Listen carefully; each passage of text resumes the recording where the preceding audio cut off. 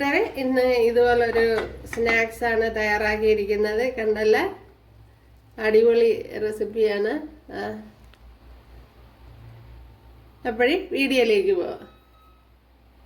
Hi കൂട്ടുകാരെ, സെലം ബ്ലോസിലേക്ക് സ്വാഗതം. 3 മുട്ട എടുത്തിട്ടുണ്ട്. ഇത് വെച്ചുള്ള ഒരു ബജി പോലുള്ള ഒരു റെസിപ്പിയാണ് തയ്യാറാക്കുന്നത്. സാധാരണയുള്ള ബജിയല്ല, കുറച്ച് വ്യത്യാസമുണ്ട്. അപ്പോൾ വീഡിയോയിലേക്ക് പോവാം. അതിനുവേണ്ടി ഞാൻ 3 മുട്ടയാണ് എടുത്തിരിക്കുന്നത്. ശകലം ഉപ്പ് ചേർത്ത് കൊടുക്കുക. അതേപോലെ തന്നെ ശകലം കുരുമുളക് പൊടിയും കൂടെ ചേർത്ത് കൊടുക്കുക. കുരുമുളക് പൊടി അവരവരുടെ ആവശ്യത്തിന് ചേർത്ത് കൊടുക്കുക. അപ്പോൾ ഇത് കുറച്ചൊന്ന് വെന്ത് കഴിഞ്ഞ് ഇതേപോലെ ഒന്ന് എടുത്ത് കറക്കി ഇങ്ങനെ ഒന്ന് കൊടുക്കണം.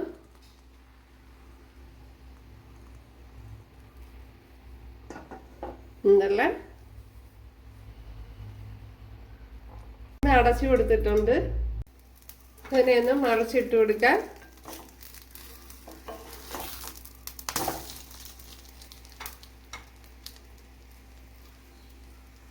എന്നല്ല ഇതേപോലെ മഞ്ഞക്കരു ഇതേപോലെ ആവണം, ഇതേപോലെ ഉറഞ്ഞിരിക്കണം. ഇപ്പം ഞാൻ ഇവിടെ ഇതേപോലെ കട്ട് ചെയ്തെടുത്തിട്ടുണ്ട്. ഉണ്ടല്ലേ, ഇനി ഇത് കട്ട് ചെയ്ത് കാണിച്ചു തരാം ഞാൻ. ഇതല്ല വളരെ എളുപ്പമാണ്.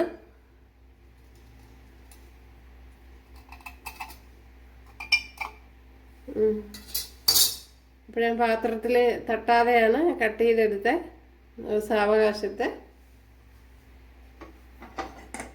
ഇവിടെ 1 ഗ്ലാസ് കടലമാവ് ചേർത്ത് കൊടുത്തിട്ടുണ്ട്. അതായത് ഉണ്ടല്ല ബേസൻ. ഇതിലേക്ക് ഇനി കുറച്ച് ഇഞ്ചി വെളുത്തുള്ളി ചതച്ചെടുത്തിട്ടുണ്ട്, അതും കൂടെ ചേർത്ത് കൊടുക്കുക. ഇതിലേക്ക്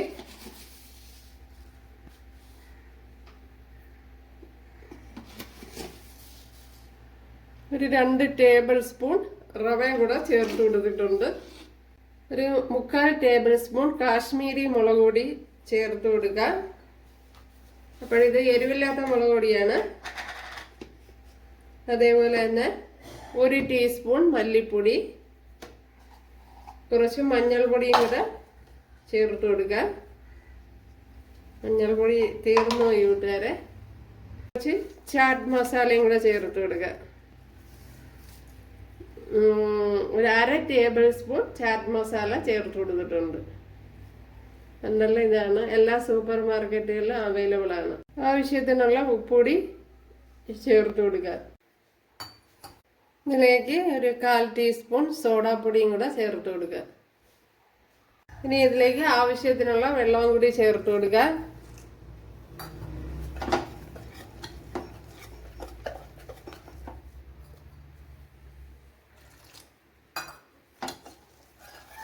വെള്ളം കൂടി ചേർത്ത് കൊടുത്ത് നല്ലതുപോലെ ഒന്ന് കുഴച്ചെടുക്കണം.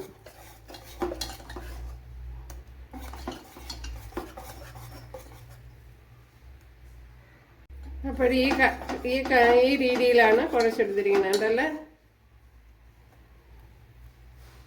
ഇവിടെ ഓയിൽ ചേർത്ത് കൊടുത്തിട്ടുണ്ട്. അപ്പോൾ നമ്മൾ കട്ട് ചെയ്ത് വെച്ചിരുന്ന മുട്ടയിൽ നിന്ന് ഒരു പീസ് എടുക്കാം. ഞാൻ ഇവിടെ ഒരു മുട്ട പൊട്ടിച്ച് ഇങ്ങനെ വെച്ചിട്ടുണ്ട്. അതിലേക്ക് ഇതിനെ മുക്കി കൊടുക്കാം. എന്നല്ല, അതിനുശേഷം ഇവിടെ കുറച്ച് പർപ്പസ് ഫ്ലോർ, അതായത് മൈദാമാവ് എടുത്തിട്ടുണ്ട്, അതിൽ മുക്കി കൊടുക്കാം.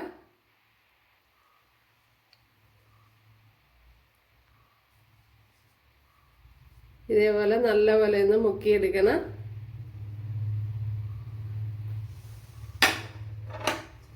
അതിനുശേഷം നമ്മൾ തയ്യാറാക്കി വെച്ചിരിക്കുന്ന ഇതിലിട്ട് ഡിപ്പ് ചെയ്ത്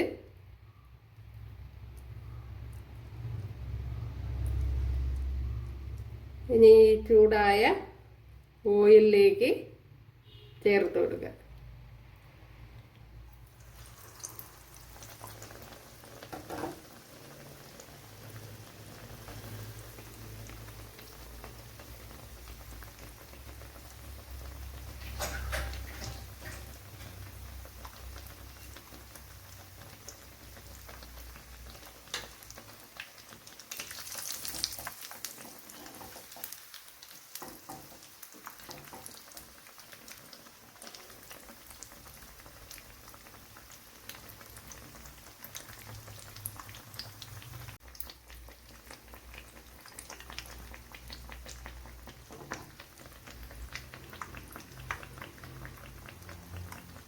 ഇതേപോലെ തിരിച്ചും മറിച്ചും ഒക്കെ ഇട്ട് കൊടുക്കണം.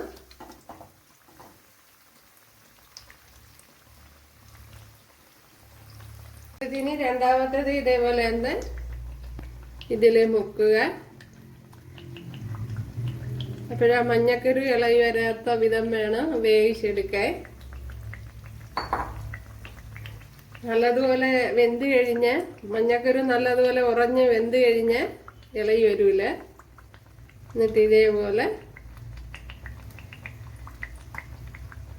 മൈദാ മാവിലൂടെ ഡിപ്പ് ചെയ്ത് കൊടുക്കണം.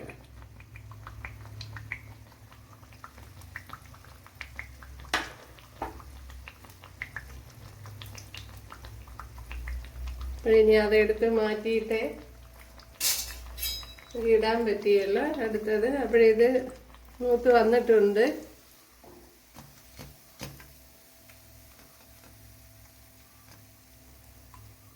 ഉണ്ടല്ലേ?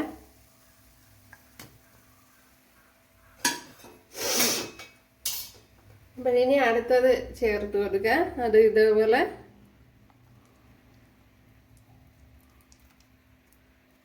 ഇങ്ങനെ മാവൊക്കെ കോരി പിടിപ്പിച്ച്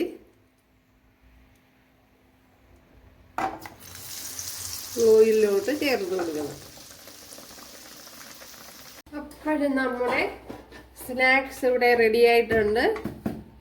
ഇതൊന്ന് പൊട്ടിച്ച് നോക്കാം. ഉണ്ടല്ലേ? അടിപൊളി.